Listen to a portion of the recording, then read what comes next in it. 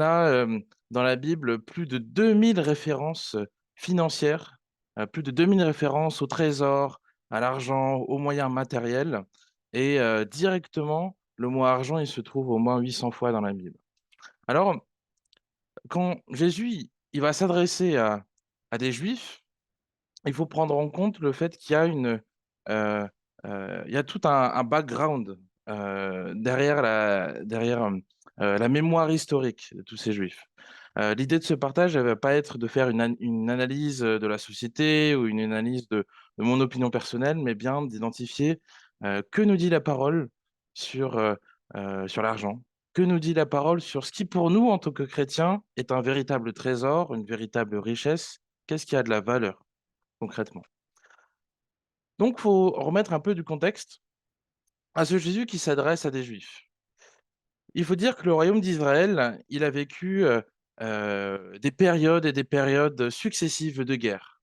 Des guerres contre la Syrie, des guerres contre l'Égypte, avec l'Empire perse, avec l'armée babylonienne. Et dans tout ce jeu de conquête et de défense de territoire, il y a énormément d'enjeux financiers. Je veux conquérir un territoire pour un terrain, pour des richesses, pour de l'argent. Et pourquoi je raconte un peu ce contexte-là? C'est parce que ces Juifs-là, ils ont cette mémoire historique d'une époque où l'on peut attaquer, où l'on peut agresser, tuer pour de l'argent. Et ironiquement, on retrouve ce même exemple plus tard dans les proches de Jésus, où Judas ira à l'encontre des mises en garde de Jésus, il le trahira pour de l'argent. En démontrant cet exemple précis qu'on ne peut avoir deux maîtres, on ne peut pas servir en même temps Dieu et en même temps l'argent. Euh, donc on arrive un peu dans ce contexte-là et on se pose la question, qu'est-ce qui a vraiment de la valeur pour nous en tant que chrétiens? Qu'est-ce qu'un véritable trésor? Et qu'est-ce qu'on entend dire par amasser des trésors dans le ciel? Euh, Il y a deux passages où c'est Jésus qui parle que j'aimerais vous lire. Le premier dans Matthieu 6 et le deuxième dans Matthieu 19, 24. Dans Matthieu 6, ne vous amassez pas des trésors sur la terre, où la teigne et la rouille détruisent, et où les voleurs percent et dérobent. Mais amassez-vous des trésors dans le ciel, où la teigne et la rouille ne détruisent point, où les voleurs ne percent ni ne dérobent, car là où est ton trésor, là aussi sera ton cœur. Et un deuxième verset, il est plus facile à un chameau de passer par le trou d'une aiguille qu'à un riche d'entrer dans le royaume de Dieu. Matthieu 19, 24. Donc Jésus, il prend ce thème de l'argent très, très, très au sérieux. Il va même lier ce problème de l'argent avec le salut, en disant qu'il est très difficile pour un riche d'entrer dans le royaume de Dieu. Et à un autre épisode, il fait un parallèle entre les richesses de la terre, voilà, les biens matériels que l'on peut voler, que l'on peut prendre, que l'on peut donner aussi. Et ensuite, il parle des richesses du ciel, des trésors du ciel qu'on ne peut voler, qu'on ne peut dérober, qu'on ne peut vous prendre. Et ce qu'il y a à dire là, c'est que ce que pointe Jésus particulièrement dans toutes les fois où il parle d'argent, c'est la servitude aux choses matérielles. La servitude aux choses matérielles. C'est le fait de euh, vous convoiter quelque chose, je veux avoir un bien, je l'ai reçu, je me bats pour garder ce bien et je répète le cycle. Je veux avoir encore quelque chose. Je l'ai reçu, je me bats pour garder ce bien et je répète le cycle. Encore, encore et encore. Ça, c'est la servitude aux choses matérielles. Et c'est quelque chose qui ne peut pas coller aux chrétiens, qui ne peut pas coller aux disciples de Jésus. Parce que soit on est en dépendance par rapport à notre Dieu, je dépends du Christ, soit je dépends de mes biens, je dépends de mes biens matériels. Et cette, cet effet de contrariété, d'opposition que donne Jésus entre la servitude au bien matériel, cet attachement excessif et l'attachement à notre Dieu, il faut très bien le comprendre. Parce que c'est très bien de dire ah, il ne faut pas trop s'attacher à l'argent, ah, il faut pas trop s'attacher aux biens matériels pour le royaume. C'est très bien de dire ça, mais à quoi véritablement il faut s'attacher? Qu'est-ce que l'on devrait convoiter en tant que chrétien? Alors, autant prendre des exemples dans la Bible. On peut aller dans Actes et un peu voir, comment, l'Église se débrouille après, tous ces avertissements, après toutes ces mises en garde de Jésus.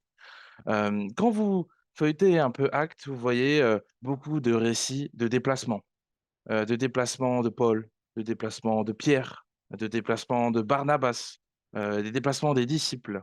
Et la première chose que l'on voit dans l'utilisation de l'argent, c'est l'hospitalité.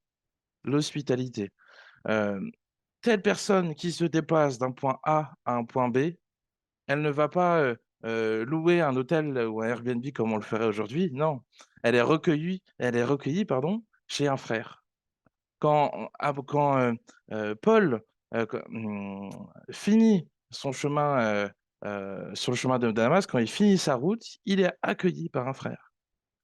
Quand, Pierre, il se déplace d'une ville à une autre, il est accueilli par un frère et ce thème de l'hospitalité, c'est une manière d'expliquer que utiliser son argent, utiliser ses biens matériels pour, la gloire de Dieu, c'est pas simplement, donner, de l'argent à l'église le dimanche. C'est pas simplement ça. C'est aussi utiliser les biens matériaux que l'on a. Voilà, j'ai une maison, voilà, j'ai, un espace et j'accueille des frères et sœurs pour une cellule de prière.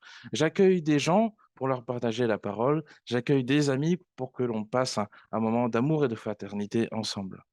Et ce thème de l'hospitalité, on le retrouve, pas que dans les actes, mais aussi dans les épîtres où Paul ne cesse de remercier, telle ou telle église pour leur accueil. Et on peut y voir un peu dans cette, manière, d'utiliser l'argent, c'est de considérer, qu'est-ce qui est pour moi et qu'est-ce qui est pour le Seigneur? Parce que dans toute cette expérience d'hospitalité, de convivialité, on en retire une chose qu'on ne peut pas voler, qu'on ne peut pas dérober à quelqu'un et qu'on ne peut pas prendre. Cette chose-là, c'est le souvenir. Une chose qu'on amasse dans le ciel, c'est le souvenir.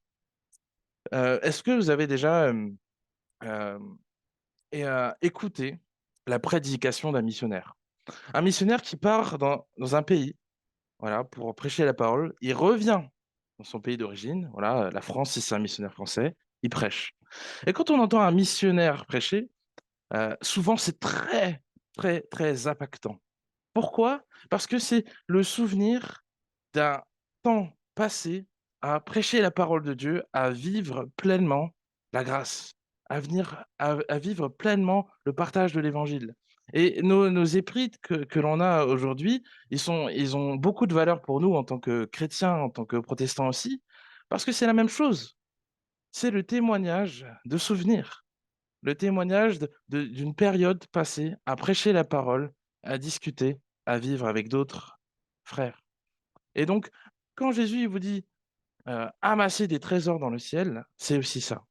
C'est vivre sa foi avec l'Église en, hem, en se laissant impacter, en se laissant édifier par tous ces moments vécus. Voilà. Par exemple, si je vous pose la question, sur ces, 2 dernières années, ces 3 dernières années, ces 5 dernières années, quels sont vos temps forts en tant que chrétien? Certains répondront: «Ah, ma conversion, récente, quand j'ai rencontré le Christ». C'est un temps fort. D'autres diront: «Ah, ce temps de prière-là précis où j'ai été touché», ou bien les RNSTK, ou bien tel ou tel événement avec des frères. Hem, ou bien un événement qui marque pour la vie, tout simplement partager l'évangile. Voilà, on peut parler d'argent, mais on peut aussi parler des ressources humaines. Donner non pas seulement son argent, mais aussi donner son temps, donner son courage, donner, des connaissances bibliques à quelqu'un. Tel jour, j'ai prêché la parole à telle personne, ça a changé sa vie et ça a changé la mienne. Et je peux dire que tel jour, j'ai prêché la parole, la personne l'a reçue et ce jour-là, la gloire de Dieu a été rendue. Donc on revient encore sur ce thème d'amasser des trésors, une opposition entre la servitude aux biens matériels hem et la joie et le plaisir de vivre avec des frères et sœurs en Christ, de vivre avec ceux qui ne connaissent pas la parole et leur partager, mais aussi de mettre à disposition ce que Dieu nous donne pour les autres. Hem, dans bien d'autres passages, que ce soit de la part de Jésus, de la part de Paul, heu, on nous sensibilise sur le fait de recevoir et de donner, sur le fait d'acquérir des connaissances bibliques, de connaître le Christ, mais que ce serait bien orgueilleux, que ce serait bien, égoïste de ne pas partager ces connaissances-là. Et quelque chose qui est dommage, bah, à notre siècle, dans notre temps à l'Église, c'est que l'on n'utilise pas assez l'argent de l'Église, et notre argent personnel pour la gloire de Dieu. Hem, il y a énormément d'actions sociales, que l'on manque de faire malheureusement. Moi, j'ai été le témoin, d'une église où, quand, dans leur budget annuel, au moins 20 étaient dédiés aux pauvres. Chaque jour de l'année, il y avait des repas qui étaient servis, le midi à 12 heures jusqu'à 14 heures pour, les sans-abri qui passaient dans la rue. On leur livre, le repas et tout est payé, financé par la quête, le dimanche. Et moi, quand je voyais cet exemple-là, je me disais: «C'est incroyable!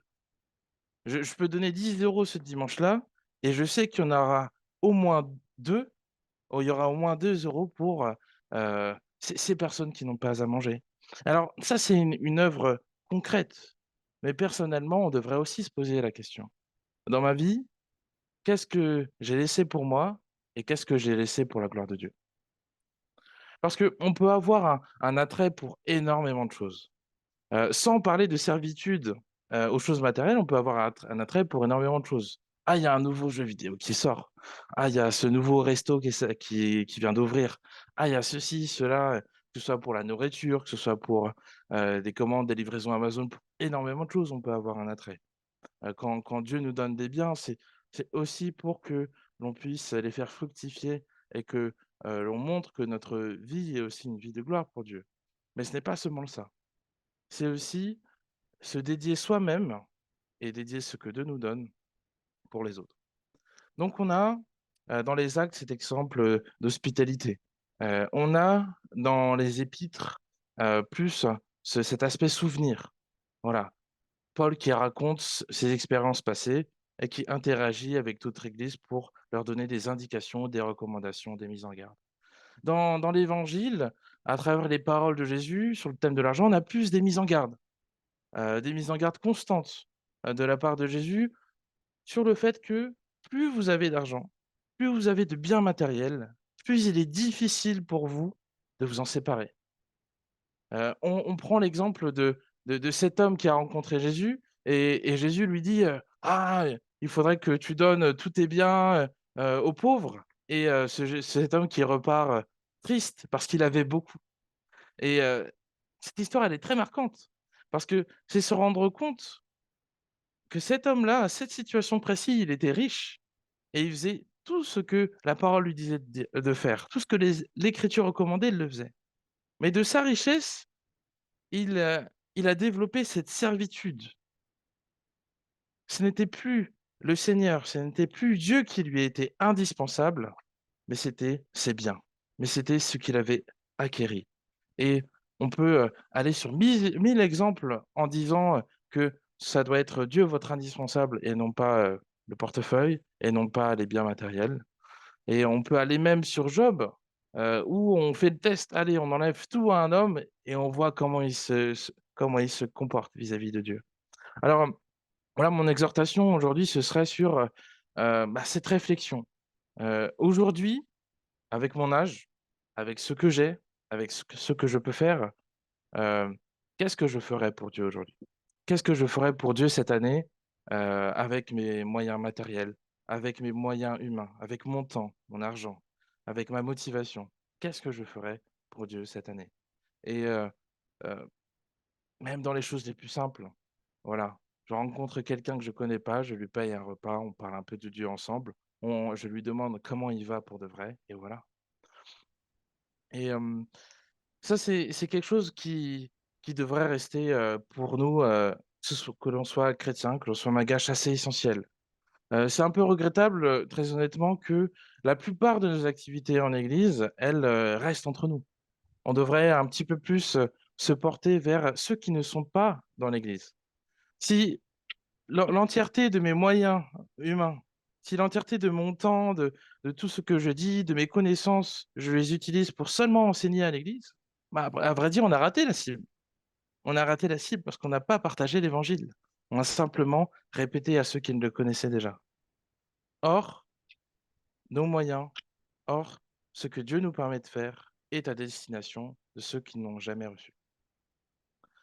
Hem, je vais vous inviter, à la prière. Seigneur, tu nous enseignes aujourd'hui, que tu nous as bénis, que tu nous as donné et que c'est aussi, à notre tour, de partager, de bénir, mais aussi, d'accueillir les autres. Seigneur, nous te remercions pour ta parole qui nous rappelle, l'hospitalité, Seigneur. Il est difficile pour nous, d'accueillir, quelqu'un que l'on n'aime pas. Il est difficile pour nous, de donner, des de l'argent, de donner, de notre temps à quelqu'un que l'on n'apprécie pas. Mais envers, notre prochain, envers celui que l'on aime, envers, celui, heu, qui est important pour nous. Ça nous est bien plus facile d'aider, ça nous est bien plus facile de bénir et ça nous est bien plus facile, d'accueillir, Seigneur. Alors, apprends-nous, Seigneur, à réfléchir, à continuer de réfléchir. Qu'est-ce que je peux faire pour l'autre? Qu'est-ce que je peux faire pour l'Église? Et qu'est-ce que je peux faire pour celui qui ne te connaît pas? Voilà. Car Seigneur, nous ne souhaitons pas rester sur le, «j'ai assez». On ne veut pas se contenter, heu heu, se contenter d'une pauvre morale en se disant, «Ah j'aimerais avoir plus», mais on aimerait simplement avoir plus pour les autres, mais pas plus pour nous-mêmes. Voilà, on remarque Seigneur dans ta parole que tu nous incites à une certaine, humilité. On regarde, ton exemple, de quelqu'un qui n'avait pas une pierre sur laquelle poser sa tête, mais qui pourtant, avait l'air d'être le plus complet des hommes, qui ne manquait de rien. Alors, Seigneur, apprends-nous à ressentir cela, à ressentir cette plénitude en toi et à utiliser, nos membres, à utiliser nos qualités, à utiliser nos talents, à utiliser notre argent, l'entièreté de ce que nous sommes pour les autres, pour ceux qui ne te connaissent pas. En ton nom, Seigneur, nous te prions.